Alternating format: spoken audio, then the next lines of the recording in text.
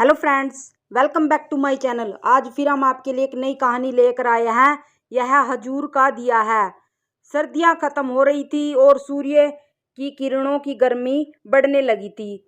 माहौल बड़ा सुखद प्रतीत हो रहा था। ऐसे में बीरबल और अकबर अपने अपने घोड़ों पर सवार होकर कुदरत के नज़ारे को देखने निकल पड़े। चारों ओर की सुंदरता को देखकर बादशाह के मुंह से यह निकल पड़ा, बाई अस्क पेदार सुमस्त सुमा हस्त। इन शब्दों के दो अर्थ थे। पहला अर्थ फारसी में था कि यह घोड़ा तुम्हारे बाप का है, और दूसरा अर्थ यह था, यह घोड़ा तुम्हारा बाप है। बीरबल तुरंत समझ गए कि बादशाह क्या कहना चाहते हैं। वह बोले, दाद ए हजूरस्त। इसका अर्थ था कि यह हजूर का दिया है। बीरबल का जवाब सुनकर बादशाह के पास कहने को कुछ भी नहीं बचा था। जैसे को तैसा जवाब बीरबल ने दिया। अकबर बीरबल की अगली कहानी है राखपत और रखापत। एक बार दिल्ली बार में बैठे हुए बादशाह अकबर ने अपने नवरत्नों से पूछा, भाई यह बताओ सबसे बड़ा पत यानी शहर कौन सा है। पहले नवरत्न ने कहा सोनीपत। दूसरा नवरत्न, हजूर पानीपत सबसे बड़ा पत है।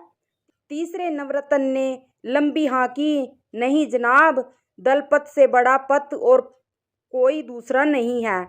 चौथे नवरत्न ने अपना राग अलापा, सबसे बड़ा पत तो दिल्ली पत यानी दिल्ली शहर है। बीरबल चुपचाप बैठे हुए सारी बातें सुन रहे थे। अकबर ने बीरबल से कहा, तुम भी कुछ बोलो।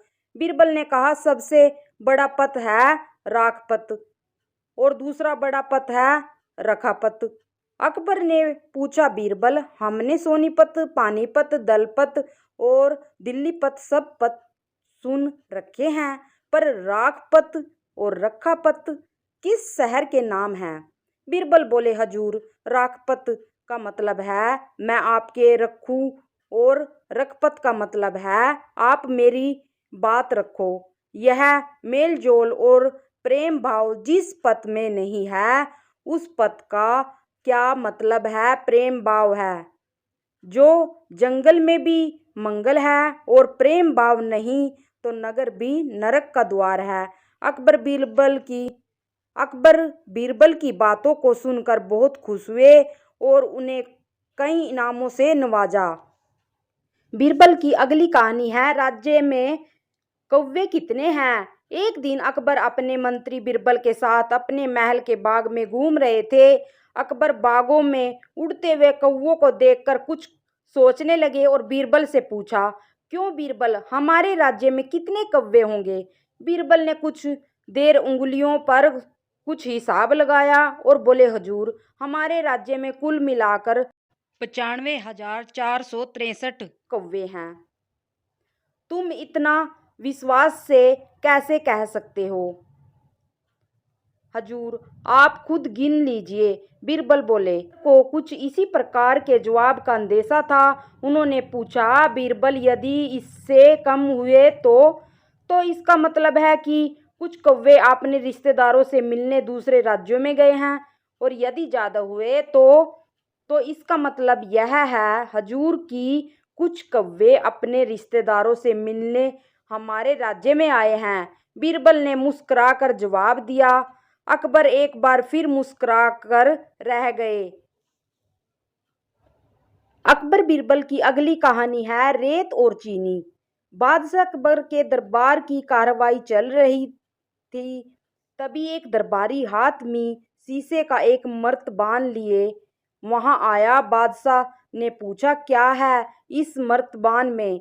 दरबारी बोला, इसमें रेत और चीनी का मिश्रण है। वह किस लिए, फिर पूछा अकबर ने। माफी चाहता हूँ हुजूर, दरबारी बोला, हम बीरबल की काबिलियत को परखना चाहते हैं। हम चाहते हैं कि वह रेत से चीनी का दाना दाना अलग कर दे। बादशाह अब बीरबल से मुक्तइब हुए। देख लो बीरबल, रोज ही तुम्हारे सामने एक नई समस्या रख दी जाती है। अब तुम्हें बिना पानी में गोले इस रेत में से चीनी को अलग करना है। कोई समस्या नहीं जहांपना। बीरबल बोले, यह तो मेरे बाएं हाथ का काम है, कहकर बीरबल ने मर्तबान उठाया और चल दिया। दरबार से बाहर बीरबल बाग में पहुंचकर रुका और मर्तबान से भरा सारा मिश्रण आम के एक बड़े पेड़ के चारों ओर बिखेर दिया। यह तुम क्या कर रहे हो? एक दरबारी ने पूछा। बीरबल बोले, यह तुम्हें कल पता चलेगा। अगले दिन फिर वे सभी उस आम के पेड़ के नीचे जा पहुंचे। वहां अब केवल रेत पड़ी थी। चीनी के सारे दाने चींटियां बटोर कर अपने बिलों में पहुंचा चुकी थी। कुछ चींटियां तो अभी भी चीनी के दाने घसीट कर ले जाती दिखाई दे रही थी। लेकिन सारी चीनी कहाँ चली गई? दरबारी ने पूछा। रेत से अलग हो गई, बीरबल ने कहा। सभी जोर से हंस पड़े। बादशाह ने दरबारी से कहा कि अब तुम्हें चीनी चाहिए तो चींटियों के बिल में घुसो। सभी ने जोर का ठहाका लगाया और बीरबल की अकल की दाद दी। Thanks for watching.